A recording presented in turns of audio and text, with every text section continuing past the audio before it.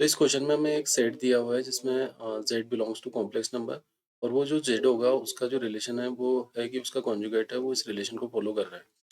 तो हमें बेसिकली जो बाद में लास्ट में फाइंड आउट करना है वो summation of z belongs to s और समेशन ऑफ z स्क्वायर निकालना है।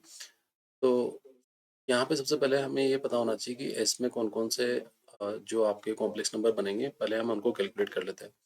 सबसे पहले हमारा काम है कि हम z को अज्यूम कर लेते हैं, that will B x plus iota y। हमने उस वाले पार्ट को अज्यूम कर लिया। तो अगर मैं कंपैरिजन करता हूँ तो हमें पता है कि हमें z बार कॉन्जुगेट निकालना है। कॉन्जुगेट की वैल्यू होगी x minus iota y, because वो उसका z बार को रिप्रेजेंट करेगा। सेकंड जो रिलेशन है दैट इज आयोटा। आयोटा के साथ जो लिखा हुआ है that is Z square. Z square की जो वैल्यू होगी that will be X square minus Y square. अगर आप इस वाले पार्ट का होल स्क्वायर करेंगे साथ में आपको मिलेगा that will be plus two X Y iota. And last में आपको रियल पार्ट ऑफ कॉन्जुगेट लिखा हुआ है that will be also X. तो हमने ये सारी चीज़ें लिख ली। अब हम लेफ्ट हैंड साइड में तो हमारा पहले से सिंप्लीफाइड है, हम राइट हैंड साइड को भी अगर सिंप्लीफाई करेंगे तो यहाँ पे आपके पास दो टर्म बन जाएगी, एक इमेजिनरी और एक रियल। बट तो आपका आयोटा से आयोटा मल्टीप्लाई होकर आपका हो जाएगा माइनस टू एक्स वाई। साथ में आपके पास हो जाएगा that will be X square minus Y square plus X iota.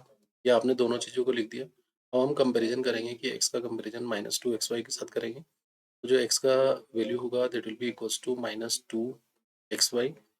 तो अगर मैं यहाँ से वैल्यू कैलकुलेट करूँगा तो ये हमारे पास हो जाएगा two X Y plus X equals to zero. तो हमें एक तो x का वैल्यू यहाँ पे जीरो मिलेगा एंड एक y का वैल्यू जो आया आपको माइनस वन अपॉइंट टू मिलेगा। ये दोनों वैल्यूज हमने लिख ली। अब हम देखेंगे कि हमारा एक और रिलेशन जो इमेजिनरी पार्ट को कंपैरिजन कर रहा है that will be minus Y equals to X square minus Y square and साथ में प्लस एक्स हम लिख देते हैं। अब हम दोनों वैल्यूज पे देखेंगे, एक एक्स इक्वल्स टू जीरो पे देख लेते हैं। ये वाई आपका माइनस वन अपॉइंट टू यहाँ पे हो गया। एक्स इक्वल्स टू जीरो पे देखेंगे, अगर X equals to zero substitute करोगे तो आपके पास रिलेशन हो जाएगा, ये जीरो हो जाएगा ये भी जीरो हो जाएगा, तो आपके पास रिलेशन हो जाएगा Y square minus Y equals to zero. तो वाई की आपके पास जो वैल्यू होगी it will be zero and one. तो ये हमने एक्स इक्वल्स टू जीरो पे कैलकुलेट कर लिया। इसी तरीके से हम वाई की वैल्यू भी सब्स्टिट्यूट करेंगे। वाई का वैल्यू आप सब्स्टिट्यूट करेंगे that will be minus one upon two. अगर आप minus one upon two substitute करेंगे तो आपके पास जो रिलेशन मिलेगा वाई की value minus one upon two हो जाएगी। So first will be one upon two, second x square रहेगा हमारे पास, next will be minus one upon four and last में आपके पास लिखा हुआ है एक्स। हमने इन सारी चीज़ों को लिख लिया। अब यहाँ पे अगर आप एलसीएम लेते हैं तो आपको जो चीज़ें मिलेगी वो मिलेगा, फोर एलसीएम ले लीजिए आप, फोर एलसीएम आ जाएगा। तो this will be two equals to four X square minus one plus आपके पास यहाँ पे हो जाएगा फोर एक्स। ये अभी इक्वेशन को अगर थोड़ा सिंप्लीफाई करके लिखते हैं तो हमारे पास हो जाएगा यहाँ पे two equals to four X square minus one and plus four X. आपने ये इस चीज़ को भी लिख लिया। अब इसको थोड़ा सोल्व करोगे तो आपको मिलेगा that will be four X square mine plus four x and this will be minus three. तो यहाँ पे हमें जो प्रोडक्ट लाना है वो लाना है ट्वेल्व। तो आपके पास जो फैक्टर हो जाएंगे that will be four X square plus six X plus minus two X लिख लीजिए and this will be minus three equals to zero. तो अगर हम इन पे ग्रुपिंग करते हैं तो this will be two X and यहाँ पे आपके पास हो जाएगा एक्स प्लस थ्री। ये टू एक्स से टू एक्स प्लस थ्री हो जाएगा एंड माइनस वन अगर कैलकुलेट करोगे so this will be also two X plus three equals to zero. तो एक्स का जो वैल्यू आपके पास मिलेगा that will be one upon two and second value मिलेगी आपकी माइनस थ्री अपॉइंट टू। तो हमने ये वैल्यूज भी कैलकुलेट कर ली। अब इन वैल्यूज से अगर हम निकालेंगे जो जो आपके कॉम्प्लेक्स नंबर बनेंगे, तो पहला तो हम एक्स इक्वल्स टू जीरो के साथ देख लेते हैं। तो वाई भी हमें जीरो मिल रहा था और एक वन मिल रहा था।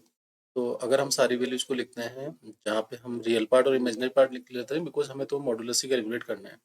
तो कॉम्प्लेक्स नंबर जो आपका फर्स्ट वाला हो जाएगा that will be zero plus zero iota. एक आपका यहाँ से हो जाएगा फर्स्ट वाले रिलेशन से। सेकंड आपका पास हो जाएगा zero plus iota because Y आपको वहाँ वन मिल रहा है। थर्ड आपके पास हो जाएगा that is Z equals to X की वैल्यू 1/2 मिली है तो 1/2 minus 1/2 iota, and last part जो आपको मिलेगा विल बी 1/2, वाई की वैल्यू कितनी थी, -3/2, सॉरी एक्स की वैल्यू -3/2 एंड वाई आपको कितना मिला है, दैट विल बी -1/2 आयोटा।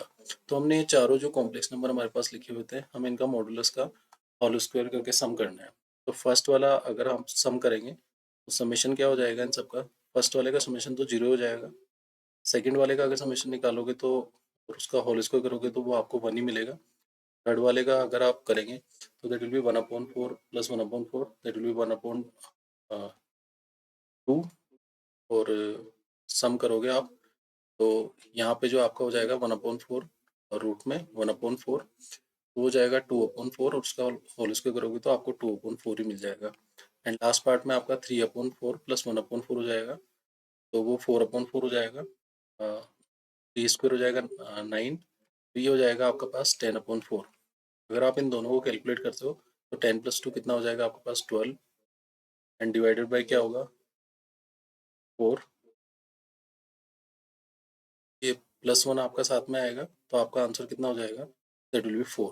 तो इस तरीके से आप इसमें कैलकुलेट कर सकते हो। बेसिकली हमें सारे कॉम्प्लेक्स नंबर निकालने थे जो इस रिलेशन को फॉलो कर रहे हैं, तो इजीली आप इस क्वेश्चन को सोल्व कर सकते हैं इस तरीके से।